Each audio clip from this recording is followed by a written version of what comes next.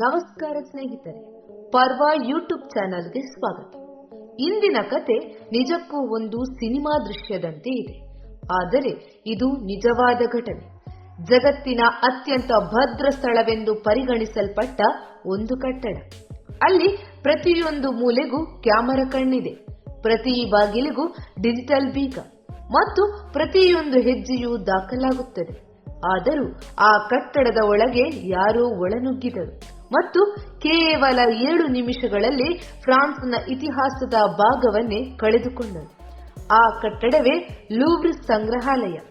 ಜಗತ್ತಿನ ಪ್ರಸಿದ್ಧ Mona Lisa, Venus D ಮಿಲೋ ಮತ್ತು ಶತಮಾನಗಳ ಕಲೆಯ ನೆಲೆ. ಆದರೆ ಈ ಬಾರಿ ಕಲೆ ನೋಡಲು ಅಲ್ಲ, ಕಳವು ಮಾಡಲು ಯಾರೋ ಬಂದಿದ್ದರು. ಯಾರವರು? ಹೇಗೆ ಸಾಧ್ಯವಾಯಿತು ಈ ಅಸಾಧ್ಯ ದಾಳಿ ಮತ್ತು ಏಕೆ? ಇದು ಕೇವಲ ಕಳ್ಳತನದ ಕಥೆಯಲ್ಲ, ಇದು ಅಜೇಯ ಕೋಟೆಯ ರಹಸ್ಯದ ಪಯಣ. ಫ್ರಾನ್ಸ್ನ ಹೃದಯದಲ್ಲಿ ನಡೆದ ಒಂದು ಅಸಾಧ್ಯ ದರೋಡೆಯ ನಿಜವಾದ ಕತೆ. ನಮ್ಮ ಹೊಸ ಚಾನೆಲ್ ಸಬ್ಸ್ಕ್ರೈಬ್ ಮಾಡಿ, ವಿಡಿಯೋವನ್ನು ಶೇರ್ ಮಾಡಿ, ನಮಗೆ ಸಪೋರ್ಟ್ ಮಾಡಿ ಎಂದು ಕೇಳಿಕೊಳ್ಳುತ್ತಾ ವಿಡಿಯೋವನ್ನು ಡೀಟೇಲ್ ಆಗಿ ನೋಡುತ್ತಾ ಹೋಗೋಣ ಬನ್ನಿ. ಲೂವ್ರ್ ಮ್ಯೂಸಿಯಂ, ಫ್ರಾನ್ಸ್ನ ಹೆಮ್ಮೆ, ವಿಶ್ವದ ಅತ್ಯಂತ ಭದ್ರ ಕಲಾ ಸಂಗ್ರಹಾಲಯ.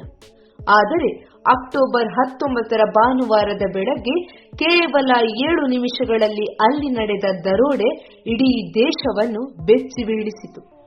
ಫ್ರೆಂಚ್ ಜನರಿಗೆ ಲೂವ್ರ್ ಕೇವಲ ಮ್ಯೂಸಿಯಂ ಅಲ್ಲ, ಇದು ಒಮ್ಮೆ ರಾಜಮನೆತನದ ಅರಮನೆಯಾಗಿತ್ತು.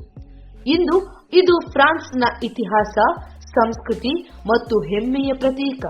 ಅದರ ಭದ್ರತೆ, ಸ್ಕ್ಯಾನರ್ಗಳು, ಕ್ಯಾಮರಾಗಳು, 100 ಸಿಬ್ಬಂದಿ, ಅಜೇಯ ಕೋಟೆಯಂತೆ ಇತ್ತು. ಆದರೆ ಆ ದಿನ ಬೆಳಗ್ಗೆ ಗ್ಯಾಲರಿ ಡೆ ಫೊಲೋಗ್ನ್ ಎಂಬ ವಿಭಾಗದ ಕಿಟಕಿಯಿಂದ ಒಂದು ತಂಡ ಒಳನುಗ್ಗಿತು. ಓಷನ್ 11 ಸಿನಿಮಾದಂತೆ ಅವರು 2 ಪೆಟ್ಟಿಗೆಗಳನ್ನು ಮುರಿದು ಕಿರೀಟಾಭರಣಗಳನ್ನು ಕದ್ದುಕೊಂಡು ಪರಾರಿಯಾದರು. ಪ್ಯಾರಿಸ್ನ ಬೀದಿಗಳು ಮಧ್ಯಾಹ್ನಕ್ಕೆ ಲಾಕ್ಡೌನ್ ಆಗಿದ್ದವು. ಫ್ರೆಂಚ್ ಜನತೆ ಶಾಕ್ ಆಗಿದ್ದರು. ನ್ಯೂಸ್ಗಳಲ್ಲಿ ಒಂದೇ ಶೀರ್ಷಿಕೆ: ಲೂವ್ರಿನಿಂದ ಅಮೂಲ್ಯ ಕಿರೀಟಾಭರಣಗಳ ಕಳವು, ಅಂತಾರಾಷ್ಟ್ರೀಯ ತನಿಖೆ ಆರಂಭ. ಇದು ಕೇವಲ ಕಳ್ಳತನವಲ್ಲ, ಫ್ರಾನ್ಸ್ನ ಹೆಮ್ಮೆಗೆ ಹೊಡೆತ. ಇದು ಲೂವ್ರ್ನಲ್ಲಿ ನಡೆದ ಮೊದಲ ದರೋಡೆಯಲ್ಲ. 1911ರಲ್ಲಿ ಮೊನಾಲಿಸಾ ಚಿತ್ರವನ್ನು ಕದ್ದುಕೊಂಡಿದ್ದರು, ಆದ್ದರಿಂದ ಭದ್ರತೆ ಹೆಚ್ಚಿಸಲಾಯಿತು. ಆದರೆ ಈ ಬಾರಿ ಥೀವ್ಸ್ ಸ್ಮಾರ್ಟರ್ ಆಗಿದ್ದರು. ಅವರು ಲಿಫ್ಟ್ ಟ್ರಂಕ್ ಅನ್ನು ಬಾಡಿಗೆಗೆ ತೆಗೆದುಕೊಂಡು ನಿರ್ಮಾಣ ಪ್ರದೇಶದ ಬಳಿಯಲ್ಲಿ ನಿಲ್ಲಿಸಿದರು. ಹಳದಿ ಜಾಕೆಟ್ ಧರಿಸಿ ಕಾರ್ಮಿಕರಂತೆ ಕಾಣಿಸಿಕೊಂಡರು. ಬ್ಲೋಟಾರ್ಚ್ ಮತ್ತು ಚೈನಾಸ್ ಉಪಯೋಗಿಸಿ ಕಿಟಕಿಯನ್ನು ಮುರಿದರು. ನೇರವಾಗಿ ಗ್ಯಾಲರಿಯೊಳಗೆ ಪ್ರವೇಶಿಸಿದರು. ಅವರು 9 ಅಮೂಲ್ಯ ಆಭರಣಗಳನ್ನು ಕದ್ದುಕೊಂಡು ಲಿಫ್ಟ್ ಮೂಲಕ ಹೊರಬಂದರು. ಪ್ರವಾಸಿಗರು ಈ ದೃಶ್ಯವನ್ನು ವಿಡಿಯೋದಲ್ಲಿ ಸೆರೆ ಹಿಡಿದಿದ್ದರು. ಅಲಾರಾಂ ಮೊಳಗಿತು. ಸಂಗ್ರಹಾಲಯ ಖಾಲಿ ಮಾಡಲಾಯಿತು. ಪೊಲೀಸರು ಸ್ಥಳಕ್ಕೆ ಬಂದು ತನಿಖೆ ಆರಂಭಿಸಿದರು. ಆದರೆ ಕಳ್ಳರು ಸ್ಕೂಟರ್ನಲ್ಲಿ ಪರಾರಿಯಾದರು. ಒಂದು ಕಿರೀಟವು ಬೀದಿಯಲ್ಲಿ ಬಿದ್ದಿತ್ತು.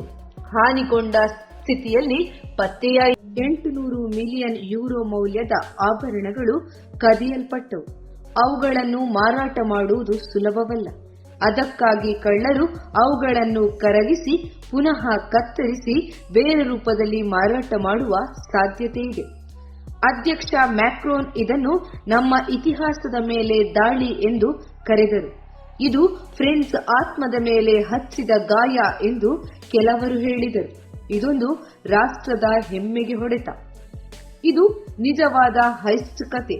ನೀವು ಈ ವಿಡಿಯೋ ಇಷ್ಟಪಟ್ಟಿದ್ದರೆ ಲೈಕ್ ಮಾಡಿ, ಶೇರ್ ಮಾಡಿ ಮತ್ತು ಚಾನೆಲ್ ಅನ್ನು ಸಬ್ಸ್ಕ್ರೈಬ್ ಮಾಡಿಕೊಳ್ಳಿ. ಇಂತಹ ಇನ್ನಷ್ಟು ರೋಚಕ ಕಥೆಗಳಿಗಾಗಿ ನಮ್ಮೊಂದಿಗೆ ಇರಿ. ನಮಸ್ಕಾರ.